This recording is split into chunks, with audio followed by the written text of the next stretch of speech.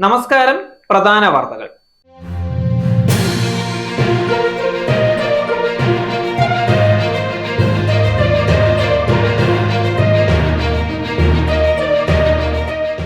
ഇഡിയെ കേന്ദ്ര സർക്കാർ വേട്ടപ്പട്ടിയാക്കി. ബിനോയ് വിശ്വം.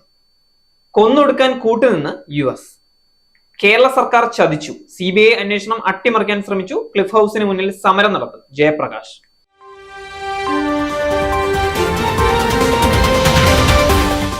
വാർത്തകൾ വിശദമായി.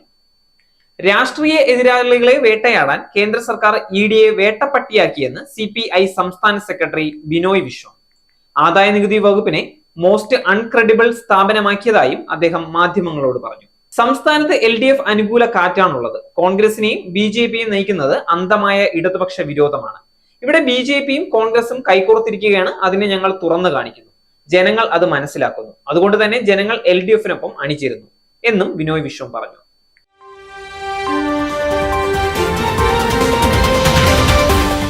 ഗാസയിൽ ഉടൻ വെടിനിർത്തൽ വേണമെന്ന രക്ഷാസമിതി പ്രമേയത്തിന് പുല്ലുവില കൽപ്പിച്ച് സാധാരണക്കാരെ കൊന്നൊടുക്കാൻ ഇസ്രായേലിന് വീണ്ടും ആയുധ സഹായവുമായി അമേരിക്ക. ഏകദേശം 20,845 കോടി രൂപയുടെ ബോംബുകളും യുദ്ധവിമാനങ്ങളും ഇസ്രായേലിന് കൈമാറാൻ അമേരിക്ക പച്ചക്കൊടി കാട്ടിയതായി വാഷിംഗ്ടൺ പോസ്റ്റ് റിപ്പോർട്ട് ചെയ്തു. എന്നാൽ ഇതിൽ വൈറ്റ് ഹൗസ് പ്രതികരിച്ചിട്ടില്ല. ഗാസയ്ക്ക് മാനുഷിക സഹായം അനുവദിക്കുന്നതുവരെ ഇസ്രായേലിന് സൈനിക സഹായം നൽകുന്നത് നിർത്താൻ അമേരിക്കൻ സെനറ്റർമാർ പ്രസിഡന്റ് ജോ ബൈഡനോട് ആവശ്യപ്പെട്ടിരുന്നു.